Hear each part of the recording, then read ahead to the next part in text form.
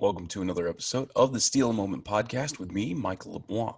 Today's guest is Scott Uhl, a phenomenal guitar player and musician and creator of the awesome project Spiral Cell. Scott and I have literally known each other for about 12 years and have grown together in the Denver music scene as both in different projects, different bands. We all actually went through a name change at the same time. Projects change and grow, but sometimes it's really nice to, keep bands together and keep friends together. We've shared the stage on countless occasions, and I love this guy's heart and determination. He doesn't mince words. He doesn't really fight the ideas that people have about him. He is very strong and intelligent. He's also a musician by trade. So this time of year and in all these situations that we've been put in through 2020 have, personally affected him. And it's been difficult at times, but the guy has found ways to stay creative, ways to stay productive. Things you can find in the description below or in the audio version if you're listening is a link to his video Oceans for his solo project Spiral Cell. Spiral Cell is an absolutely incredible project that Scott started, I believe it was about 5 years ago, and it's just been building and building into something incredible.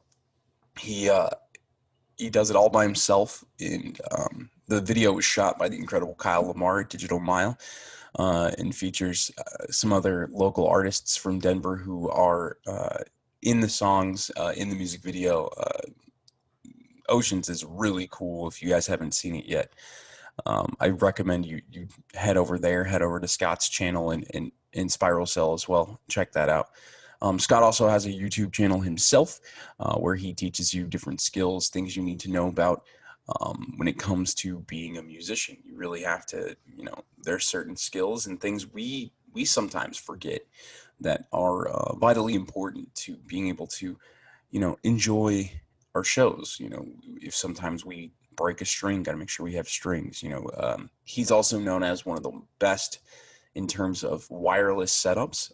So if you're sick of cables being everywhere, go ahead and check out Scott's page, and he's got everything for you. Again, all of that's in the description below and in the description inside your particular podcast platform. And he's a quality dude. I'd love to have him back on here again once the Spiral Cell album is out. A couple of things we talk about is actually what to do with albums now and music, how it's being consumed and how much it's changed. So I'd love to get your guys' thoughts in the comments about some of the things that we talk about on these shows. Tell me what you guys feel about how some of the questions that we bring up are being presented. What do you think is the best way to consume music? What's the best way? Do you like singles? Do you like albums? Do you like the way that what are some of your favorite bands doing or artists? What genres do you listen to, and how does that affect how you want to consume the music? Leave a comment on the YouTube page and let me know, and I would love to see what you guys have to say.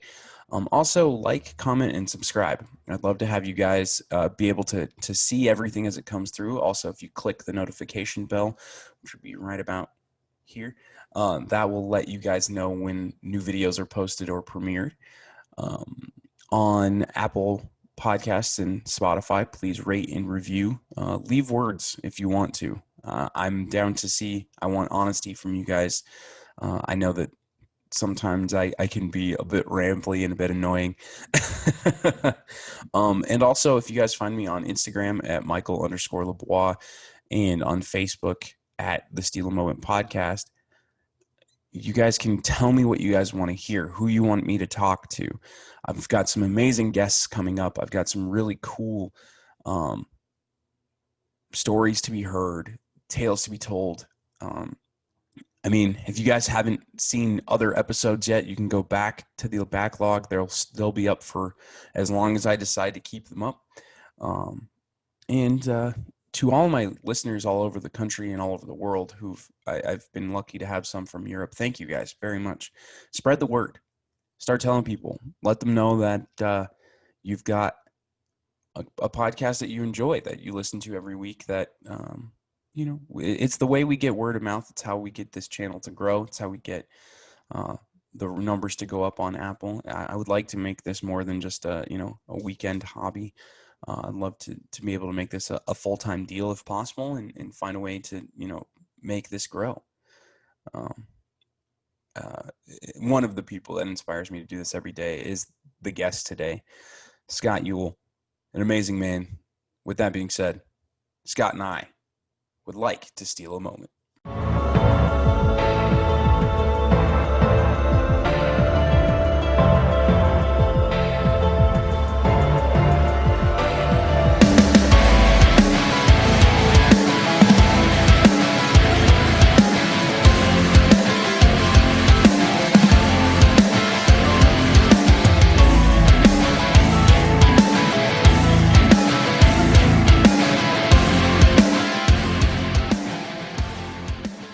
How's everything going, man? It seems like you've been trying to keep busy through all of this stupid shit. I'm off and on. Right now I'm being busy. There's days where I'm like, what's the point of anything? Thing. So yeah.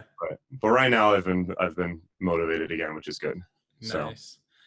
So I watched the video for Ocean. That thing's awesome as hell. Kyle must be fun to work with, man. Yeah, man, he's really great to work with. He's really passionate about it, and he knows what he's doing, and yeah, he's a great dude.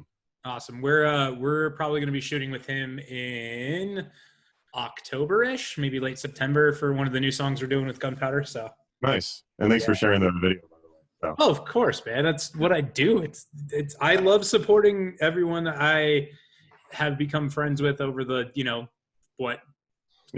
15 years we've known each other. Yeah, it's crazy to think back. Yeah. Yeah. We go back to, I think we go back to 2007 when it was Phoenix Rising and Forgotten Serenade. Yeah. Yep. At the Fox. That was a crazy time. I know, man. That's so crazy to think back. And it doesn't feel like it was that long ago either, because it was 13 years ago. Yeah. And what's even crazier is like, it was a chance encounter at a band contest. Yeah. And we ended up becoming friends essentially forever after that. And I know, yeah. It's pretty crazy. Really crazy. So with everything going on right now, you're focused, I'm assuming you're focusing mostly on Spiral Cell and trying to keep that kind of up in the air, right? And you're getting set to release the second album from that? Yeah, doing the best I can. Are we recording right now? I just go. I just sweet. Yeah, no worries. I've been working on that. I've been trying to get my solo cover loop stuff together as well, and my YouTube channel. I keep going back and forth between those. Spiral Cell gets there's a lot of stuff to work on, and then I'm like, I need a break, type of thing from it. So, but I'm talking with Kyle about doing the next music video right now. So, which is cool. So nice. Yeah, I'm trying to work right now. I'm trying to work on a release, on how to release it. Because the thing I don't want to do is I don't want to just release it and just have my friends and my mom hear it. So yeah. My mom she heard it and she liked it. So, but I want other people to. I want to find some sort of way to market it, to try to find out who likes this music, because it is a niche market, niche audience. So I'm trying to find that. So that's kind of, I could release it tomorrow if I wanted to, but I'd rather have it be marketed properly. So, and plus the visual elements of it is a big part of it. And I'm talking with Kyle about doing that as well. Yeah. And that's exactly what, you want to do with this one.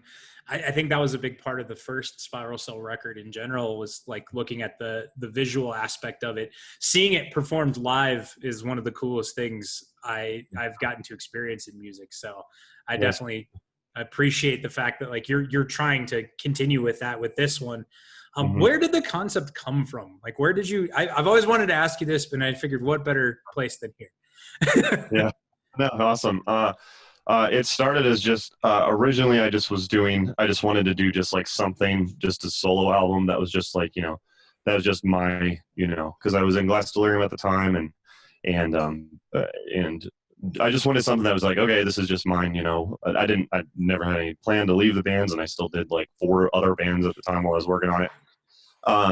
But it was just going to be like an instrumental thing. It was going to be like weird noises and like melodies and stuff like that. So it's supposed to be like make my guitar sound like a helicopter and then play a riff over that or something like that. It's just going to be all instrumental and kind of abstract stuff.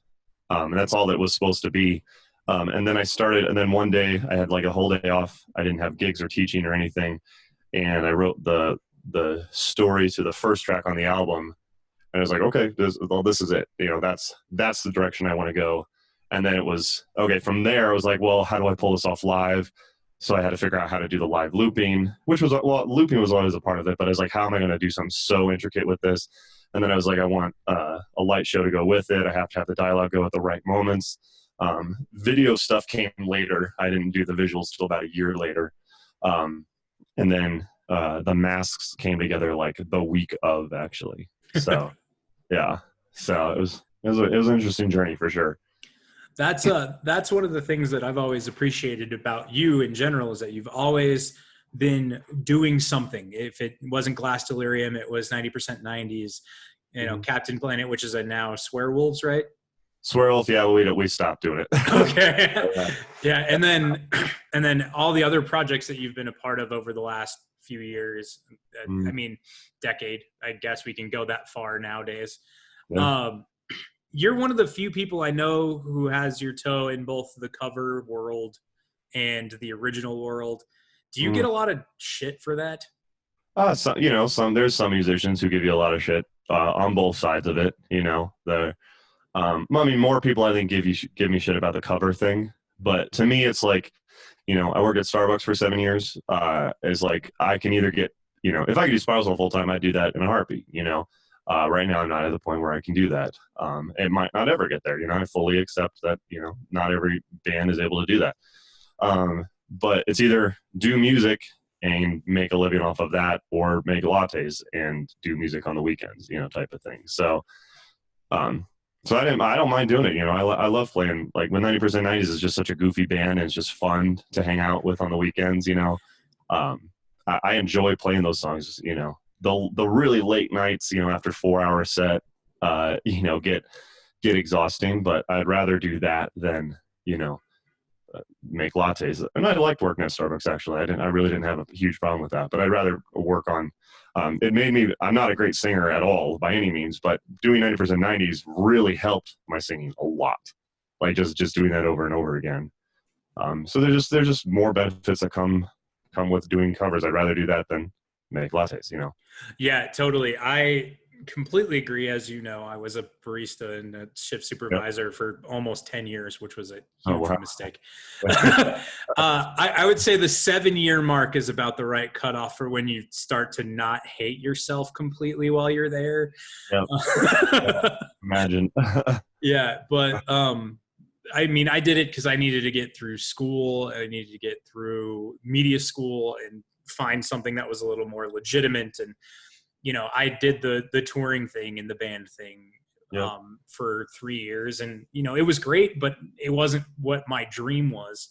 Like, for you, being a musician is important, and like it's valuable to you because it's what you love and it's what you want to do. Mm-hmm. And you're a phenomenal one at that, so that adds bonus to all of this. When did you find out that your wife, Danielle, could sing? Was that like a first thing you guys found out? I was pretty quick, yeah. I mean, I knew that she had a band when she was younger as well. So, that was one of the things we talked about when we first met. So, okay, all right, yeah. That was one of the things that I was always really impressed with. Was like you guys kind of created this other niche duo of you two being a duo and in doing stuff outside of the country. What has that been like, traveling to the Caribbean, doing shows out there and everything? And are you excited to hopefully get back to that here? Yeah, man, for sure. We were supposed to go to Dominican in May, but everything was shut down.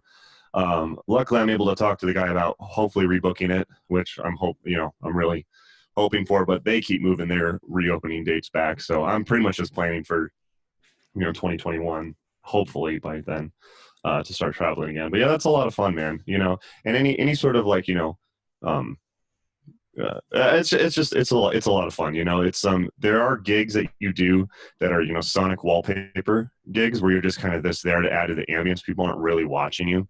They'll hear, oh, I know that hook, or whatever, but then go back to their conversation. So you just have to be prepared to have shows that are everyone's paying attention, really want to be entertained, and then other people it's just a sonic wallpaper gig. And it's actually kind of fun to have both. It's kind of fun to either just like, oh, this is really super easy, I can practice this song that I've been wanting to practice for a while, and do that at the sonic wallpaper gigs. And then it's fun to have people really into what you do. So having both, it's when they don't like you that kind of sucks. But and with Spiral Cell, I've played to crowds that are kind of like, I just want to hear Foo Fighters. What is this? Like the type of thing. So but and, it's nice to have the variety of them. Like and a lot of those gigs are that way. It's either background noise or it's a lot of fun and people are really there to be entertained. I can completely agree with that. Being part of that choir that I'm in now, we've done some charity gigs where the band got hired on to be sonic wallpaper and just kind of hang out in the corner and play some basic riffs and keep it low key without drawing too much attention to yourselves. And those kind of gigs are also kind of fun because it gives you an opportunity to practice some things. If you screw up a couple notes here and there, no one's really paying attention enough to make you feel like you messed up.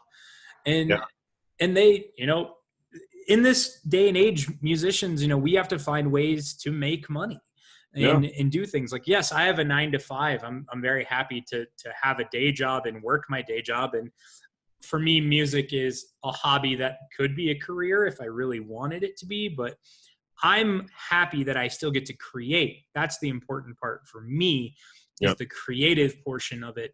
And I think that a lot of people don't understand that for, I guess, people in our age group anymore. It's like, why are you still in a band? Why don't you have a real job? Why aren't you doing these things?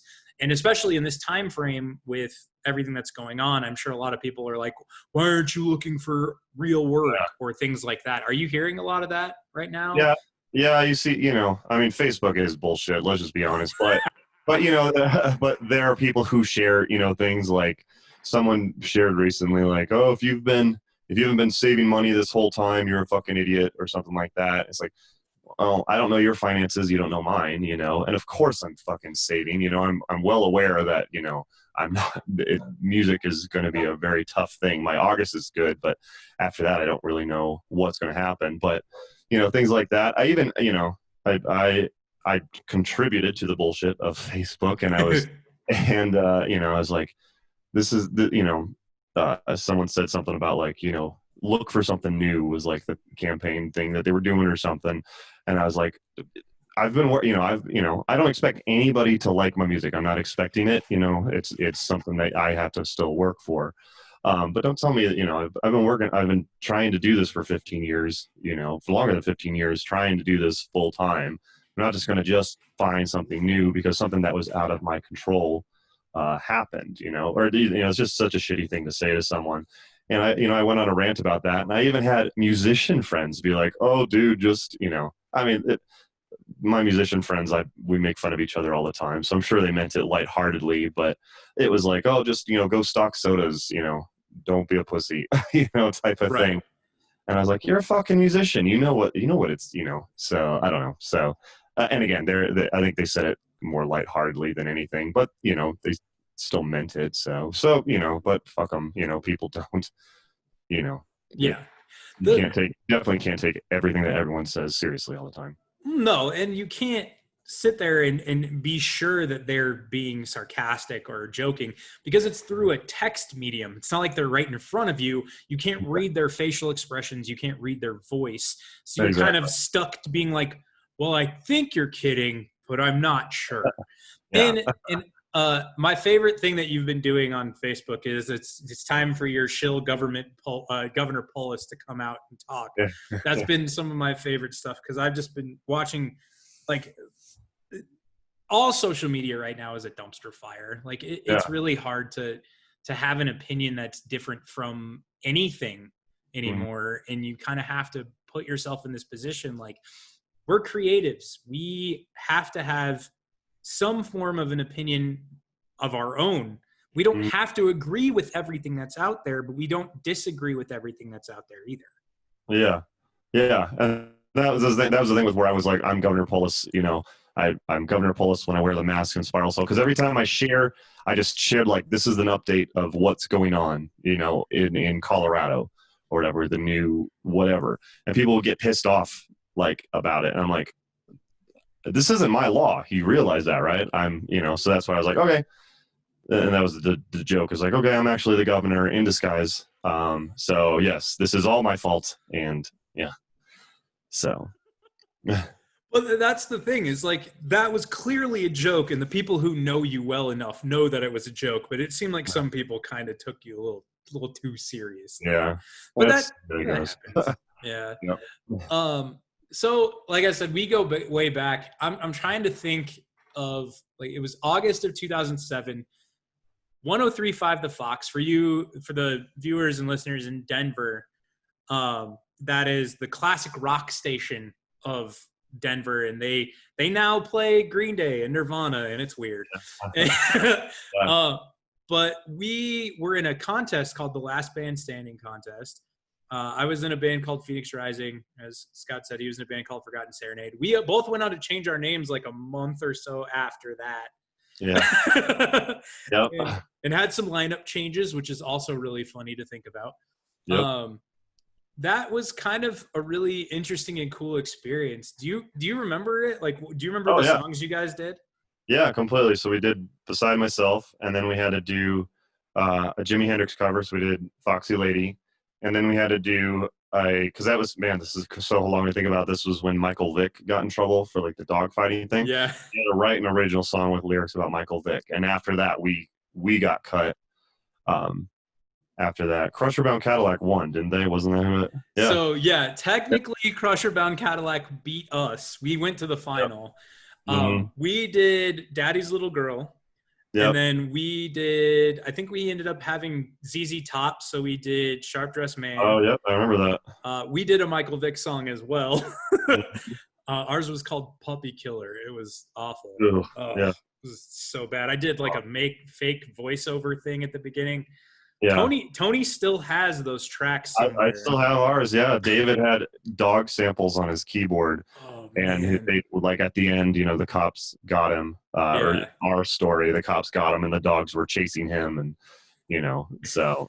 Yeah, and then we did Tom Sawyer. Yep. Yep. Funny story. Our bassist at the time thought that Tom Sawyer was by heart. Oh, really? Yeah. No shit. So we spent an entire day trying to learn Tom Sawyer. Well, he was like, "Hey, this isn't a Rush song." We should have done Limelight, but we were ambitious, and he suggested YYZ, but there's no vocals in YYZ. Yeah, exactly. So what was I supposed to do? I know. So, yeah, make the sounds down, dun, dun, dun, dun, dun. Yeah. But Crusher Bound ended up giving us the studio time because they were like, we don't need it. So we ended up. It's a good Crusher Bound impression. Yeah. Yeah, those guys made a quick comeback for a minute. Yeah, man. And then I disappeared again. haven't seen them in a long time. Yeah. But they were always good dudes. So like I said, we've been in this scene for a long time. What would you say, if you could pick some of your favorite like moments, stage moments, shows that you got to play over these years that we've been on stage? Man. The first Spiral Soul show was really awesome. That was a lot of fun at the Gothic because I didn't post any videos or previews or anything, so people had no idea what to expect. So that was really cool to have like the surprise of that. I remember our album release show, or no, not our album release. Well, both Glass Delirium album releases were really cool because we went all out with the theatrics. When we did Diamond Lullabies, we closed the curtains at the Gothic, and Michelle sang the first track in the front. And then when it got big, the curtains opened, and I still could hear the cheer. I still can hear like the cheering in my head. And there's footage of it on YouTube where I'm just like headbanging the fuck out of, like, because I'm just have so much energy at that moment. That was really cool. We did our tour kickoff. I can't remember if it was our first one or our second one, but we did it at the Marquee, and we had the song Consequential Halo, which we hadn't recorded yet. And there's like the a cappella bridge part. And we only played it a few times, but hearing the crowd sing along to the song that we hadn't recorded yet was really cool. Yeah, man. There's a lot of really fun gigs. The Fillmore gig with Tattooed Strings, the second one, was really good. The first Fillmore gig was the first gig I did with them, and we're a little bit lighter, than the bands that were on that one. So we got the metalheads, a few of the metalheads, this isn't heavy enough, type of thing. But people still enjoyed it. But the second one we opened for 3 Days Grace, people loved it, and it went really well. So that was a really fun one too. Oh man, yeah, those are all amazing. Like, I missed the Glass Delirium ones, unfortunately. I did catch a couple Tattooed String shows. I remember the Glass Delirium finale show. That was absolutely insane.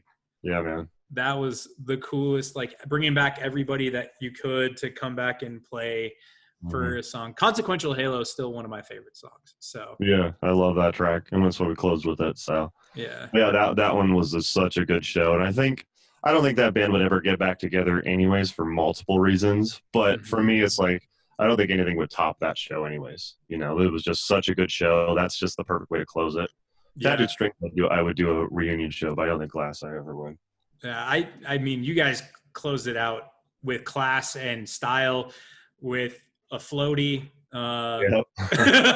Yep. For me, the Love Denied EP release at the Gothic was like amazing for me, because it was the first time we'd actually done like a release show for anything that we'd ever recorded. Yep.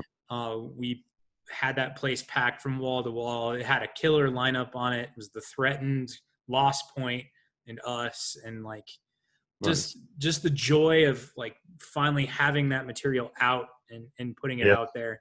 And then also playing, one of my biggest memories of touring was playing in Destin, Florida, at a place called Club LA.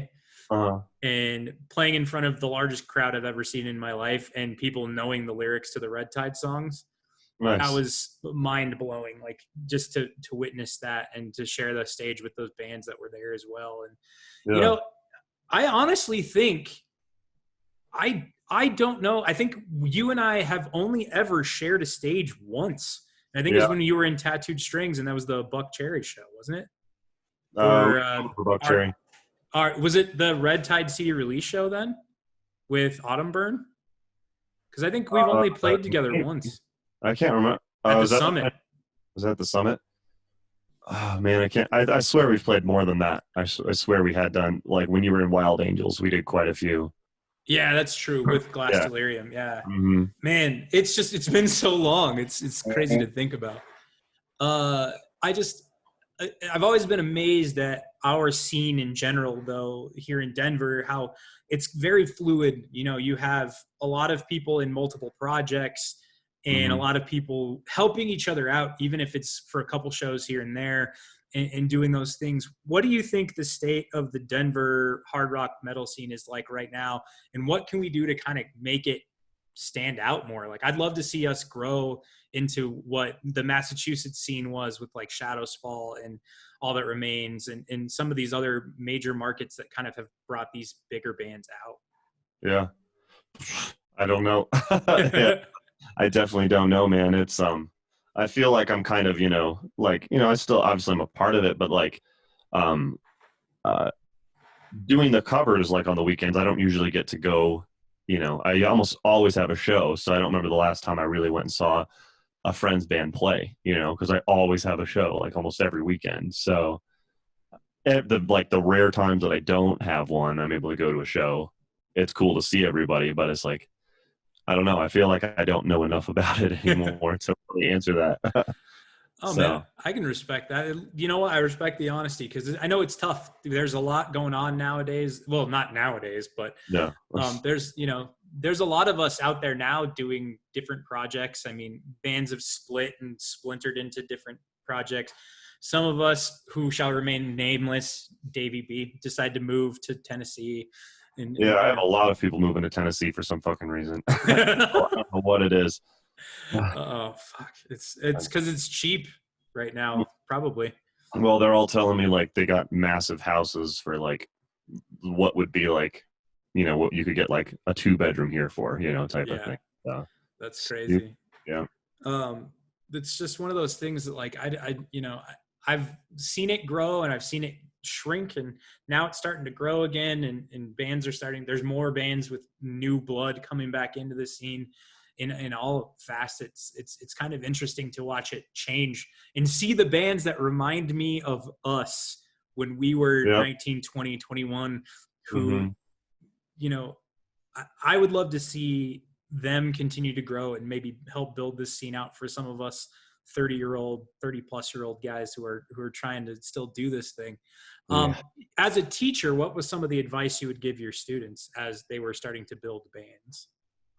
A lot of them didn't really build bands. And then the ones who were, who were doing it, already knew what to do. Some of them were like, I had one kid who was 16, was just way above like anything I was doing at 16. I started playing when I was 16, but he was doing way more than I was when I was like 25, type of thing. So really good with programming, recording, everything. So not too many of my students did bands. A lot of it was just kind of like, either their parents made them or they were really young, type of thing, or they were adults who just had it on their bucket list type of thing. So I didn't really have too many do bands, like actual bands on the side.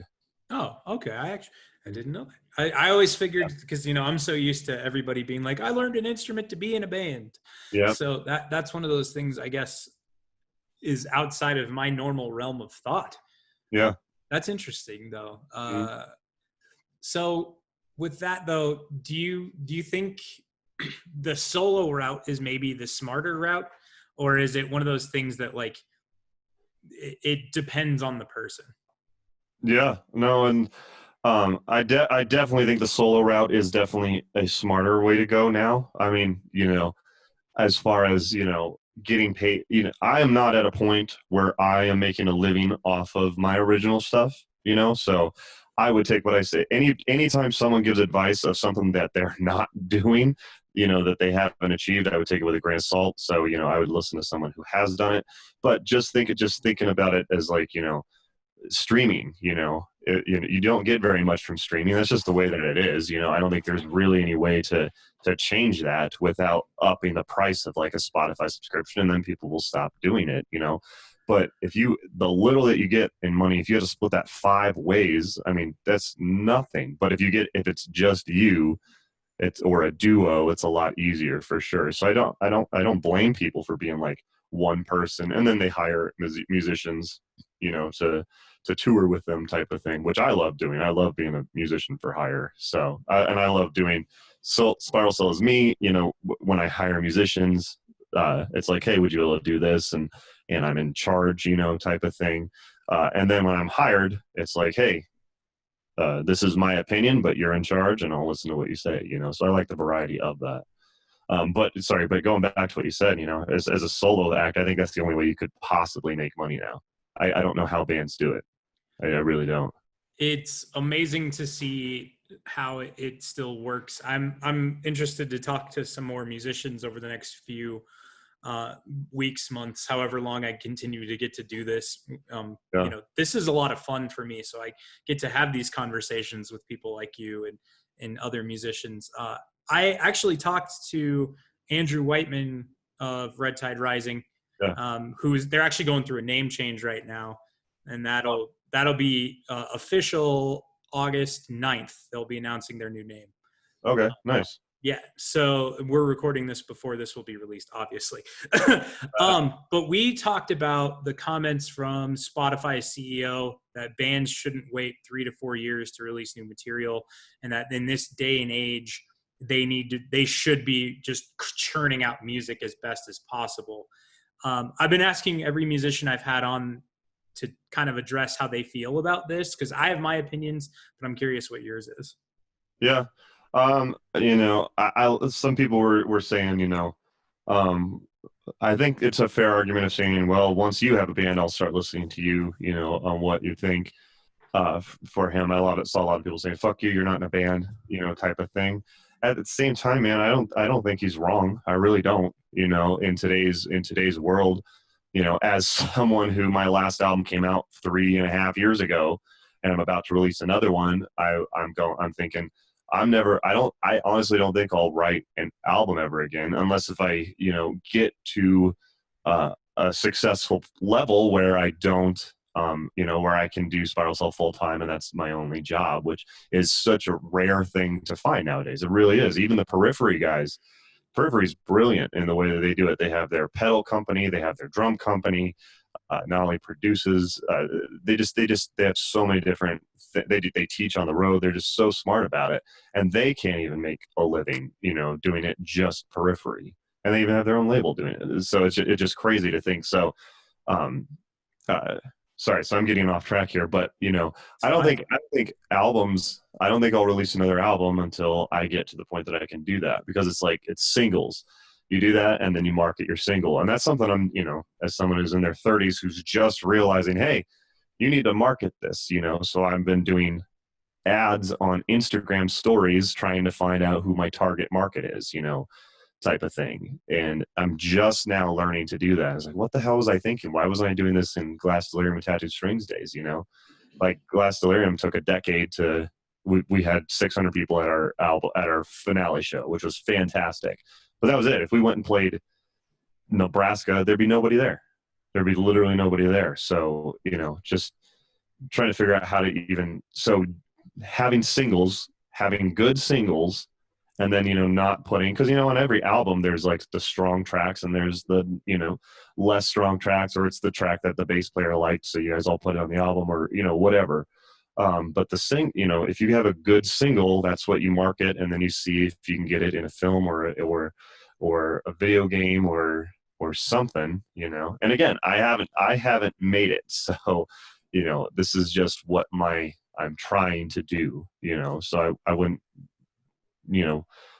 take what I say with a grain of salt. If it's the same thing that I say about everything else. If it's like if I have been doing Spiral Cell solo, I would take and making a living off of that, I would listen to what I'm saying more. To me, right now, I'm just hypothesizing of hey, this might work, So, but yeah, but I don't know, man. I don't think he's wrong. I don't think you can just and when he did that, people were like, oh, well, Tool just released an album 13 years later. It's like, that's Tool, man. That's different. If you're trying to become relevant, let alone stay relevant, you have to keep putting out good material. So I don't think he's wrong. I don't wholly disagree.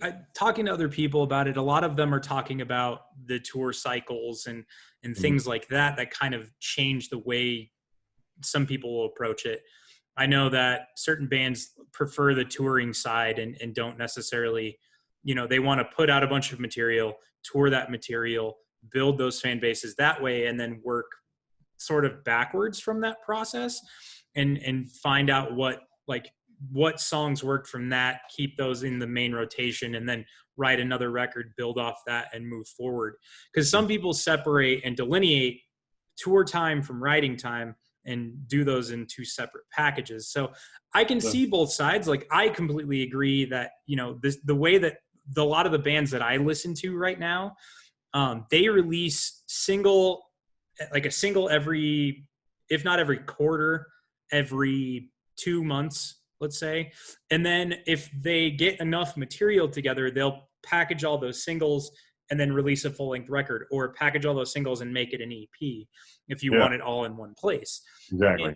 And I mean, that's kind of the direction we're going with this next record, is we have 2 hot singles that we really, really like, that we want to release separately, and then 3 more tracks that we're going to add on, put those 2 singles together with a remaster, and then release all 5 in like a year. But market the hell out of those 2 strong singles with videos, good artwork, and because I don't know about you, but I know a lot of people who, if it shows up on Spotify or it shows up on something and the visual catches them, but they'll like, oh, this looks cool, let's check this out.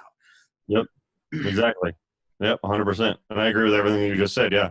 And that's actually what I'm in discussions with about how to release this next Spiral Cell album. Is it's like, I think I have 3 decent singles, and the Spiral Cell singles are still weird, but they have a hook, type of thing. So that I think I could release. But I've been talking about maybe releasing it as like a mini series. So like each track comes out as like a new episode as a single, so it's more like, I don't know, we're really discussing it, but it's like, because now I just realized that I just fucked myself by doing an album in a world that doesn't really, accept albums, which sucks for Spiral Cell because it's such a concept album. So, and there are still people who do listen to it, but as far as finding the audience, you can't get someone to the album's only like 35, 40 minutes long. So it's not even a long concept album, but you got to get them in the first 10 seconds, type of thing. So I don't know. That's kind of what I'm figuring out, but that's what I'm kind of thinking of doing, is releasing 3 singles and then the album, type of thing. So yeah, I don't know. Well, and it's interesting because so I've gotten into a lot of European like metalcore bands. There's bands like Captives out of the UK, Until I Wake, which I think is from New York, but they're part of this big network. And man, I was just listening to another one today and it jumped out of my head. Oh, From the Abyss. They're a band from Japan. So like these 3 bands all use the same method. Until I Wake literally released 4 individual tracks with the same artwork for each one, but they're all designed the same to kind of blend the 4 together, which I thought was kind of interesting because it like maybe they all tell one story. Yeah. Another band that I think it's La Stella just released a single, but it's the first chapter of like a 5-chapter story. So they're going to release a different music video for each one in that cool. same process and kind of tell the story like yours is like you were thinking about doing. And that's a great idea. I think we are now such a visual medium society that you kind of have to have a visual element to your audio component. Yeah. Yeah. And it's just crazy to think like you were kind of in the forefront of that if you think about it with Spiral Cell and the idea of that first record. No, I was like, yeah, I released a 15-minute or 15-track album that's a concept album from start to finish. I was don't follow that. If you're listening to it, don't do that in today's world. Release singles for now, But no, I appreciate it. So I'm just Do you think we'll ever get back to an album focus, like where concept albums kind of come back? I know that we, as our generation, we had the Coheed era where they released 5 concept albums from start to finish. Yeah, I mean, growing up in the CD era, was, even back with the boy band and Britney Spears stuff, is release the single, get people to buy the album for $15. That was the goal. I think I really think it's possible, man, because it's the thing is people get tired of something. They get tired of the same hook, or they get tired of something.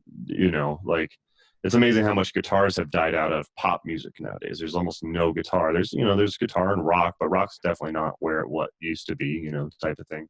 But all pop music is, almost all electronic stuff, and then really good singers. I think we have phenomenal singers today. People bitch about pop music, but, Ariana Grande, I don't even really listen to her music, but god damn, she can sing, man. Yeah, dude. She's fantastic. Yeah, unbelievable. So I don't, the whole, oh, you can't be talented. It's like, we still have to produce this stuff. There's still an art to producing. So I don't like it when people say that, but man, people get tired of stuff, and who would have guessed that vinyl would come back? If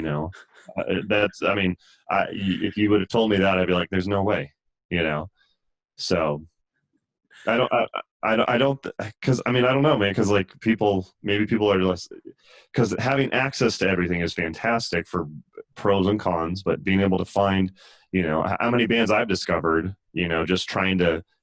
I've been trying to find what bands I could market Spiral Cell to, and Spotify gives me recommendations now based on all those artists that I've listened to on my Spotify. So I've discovered a lot of great new bands from doing that.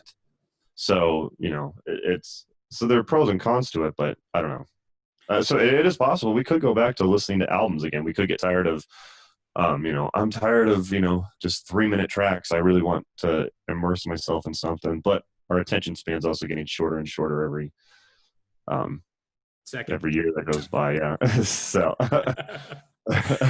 It's interesting that you brought up vinyl, because I was actually just about to ask you if you would ever consider maybe generating a few vinyls of your previous stuff for people to have in collections. I know I've talked to a few bands that are getting set to release new material that are considering it, but there's still like a cost element to that now. yeah, I don't know how the site that I use to print CDs, because, and again, printing CDs makes me sound dinosaur, you know, but people still buy them at Merch Booth, so I still have them. But there's a site that like digitally does it. There's no one who actually works there. It's just you upload stuff and then a computer prints it off and ships it to you. So it's really cheap to do it that way, and you can get like 100 for like $120. So it's a good deal. But they just started offering vinyl, but it's $30 to do vinyl just to have it printed. So I'm like, I'd have to look into that, because I don't even know like what vinyl actually sells for right now, you know? Yeah. But there's this old band from like the 60s called The Litter that I'm supposed to be playing with. That we were supposed to have a CD release party in Minneapolis, of all places, like right when all that shit was going on. I don't know what's going on with all that, but you know, they're pushing a lot of vinyl.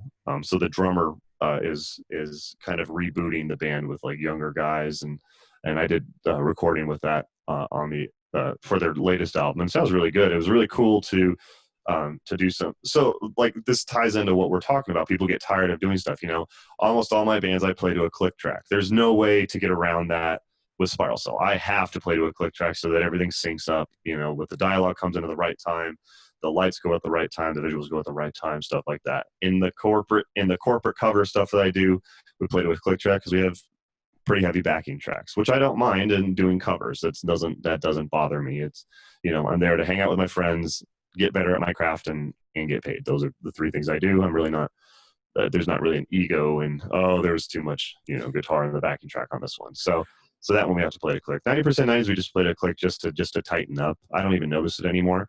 But this album that I recorded for that band from the 60s, The Litter, you know, nothing was recorded to click. Everything was just free flow. So you could feel the, you know, the drums. It wasn't like huge. It wasn't like sloppy playing, but, you know, you could feel that tempo change, and then trying to track to that. So it was just really interesting. It was something new. So I enjoyed doing it. So, you know, it might go the same way with music, as people are tired of hearing, you know, whatever is pop. I'm not that familiar with like what's popular with EDM and stuff like that. But they might get tired of the same bass drop. They might get tired of the same, you know, everything, and they might go back to wanting to do an album. So you never know, man. That's really true. I mean, it changes all the time. What we had as pop music when we were, you know, the age of the generation who gets influenced by pop music now, the 13, 12s, we had nu metal boy bands, and we had Creed, and we had pop punk. Yeah. But they have such a variety of choice now, and pop music is so different. My girlfriend listens to a lot of like that EDM electronic stuff, and she's played some of it for me. And I was of the camp that EDM was not music. It was computer programming, and you push a space bar.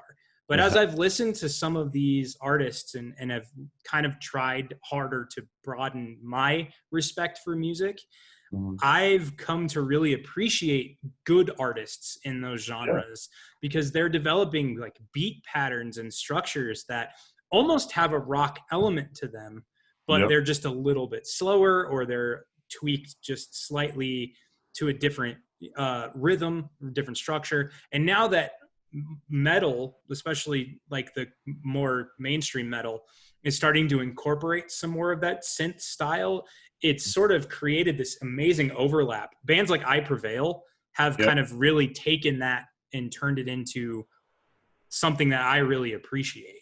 Yeah, man. No, I agree. A lot of people hate the band in this moment.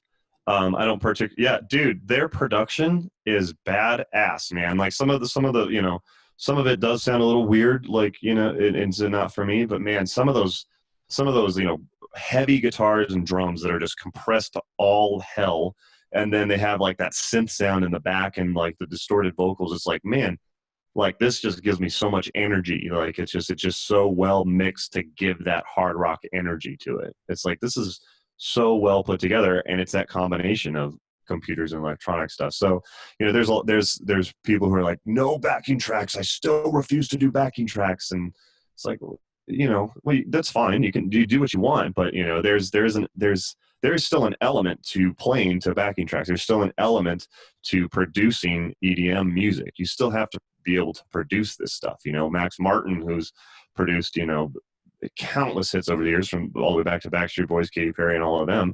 He still has to produce this stuff. He still has to make a way to make the beat danceable and the hook catchy. There's still a talent to it, you know. Just because you don't sit there practicing for scales, you know, hours and hours a day, doesn't mean it's still not a talent. So, not at all. And you have to know what you're looking for in terms of music to create those productions. I mean, I may not like Kanye West personally, but that dude can program a beat and make some amazing music. That guy was early on with Jay-Z and his early stuff. Some of those hooks were absolutely incredible. Yeah. That's something I don't think a lot of people really look at when they look at music. And one of the things I always say when I talk about music more often than not is that every genre of music has shit in it. And every genre of music has amazing stuff in it. I will openly admit, I actually really like the direction Justin Bieber has gone in the last couple of years. Yeah. That guy's written some pretty good music. There's some good stuff in those last 2 records that he's released that I'm kind of like, okay, I'll openly admit, I heard a song of his at Starbucks one day when we were just working, and I was like, this is pretty legit. Who is this? And someone's like, that's Justin Bieber. And my heart broke. I was like, no, I like him now. But, you know, like, it's one of those things, like, if you appreciate music and you can appreciate good music, your opinion doesn't matter. It's what you feel. Like, it's something you said about Spiral Cell. It's a niche genre, but there are people who listen to it, people who really, really enjoy it. That's one of the things I don't think everybody understands, that music is not supposed to be, this is music. Everything, you know, anything can be music. If you enjoy it, then it's your favorite and you can listen to it. Yeah, nope, exactly, man. Yeah, it's really interesting how some people are really closed-minded, and it's what they like. So, you know, I'm not here to judge, but they're like, I only like this type of music. But to me, it's just like, I love a good pop song with a good catchy hook, and then I like a good Tool song that's 15 minutes of weird polyrhythms. You know, like I enjoy the variety of them. So. How's the wireless life treating you? Are you still trying to get as cordless as possible these days? Yep. I'm working on it for my show tomorrow, is doing it all acoustic and still wireless. So yeah, I hate having cables at my feet, man. So I'll have, even if I don't move anywhere, I still have wireless guitar. I'll even do wireless out of my effects pedal. I don't use an amp very often. I usually just use modelers, but if I have to go into an amp, I'll go pedal into amp wirelessly, or pedal into the board wirelessly as well. So, and even my solo looping stuff, I don't move, but I still have a wireless mic, because I don't want the cable. I hate having the cable dangle there, you know, type of thing. I hate having cables at my feet. So yeah, I have way too much wireless stuff. Is that part of your YouTube persona, like how to become Scott Uhl wireless? I'm working on wireless in-ear series right now. So yeah, so I guess in a way. Nice. But yeah, my most popular video on there is my stuff on wireless. So maybe I will have to just keep doing that. There you go. Well, we're going to wrap this up, man. Thank you again for coming on.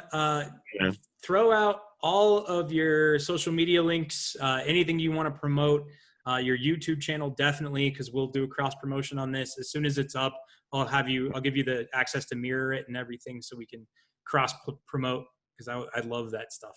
Yeah, no, thanks, man. I appreciate that.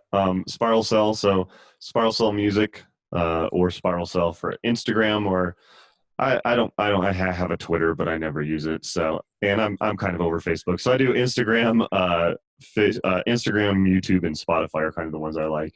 You can find links to all of them at spiralcell.com. Sweet. Yeah. Awesome. I will throw all that stuff in the description below. And Thanks again, man. I really appreciate having on. I need to get Danielle on as well at some point to talk about the life coach life and everything that she's doing with photography and stuff. I'd love to talk to her too. So Yeah, man, for sure. awesome. Thanks again, Scott. I'll talk to you soon, man. Cool, man. Good to see you, man. See you. Later. Be well. Bye. It almost feels like someone else is living my life. 'Cause it almost feels like someone else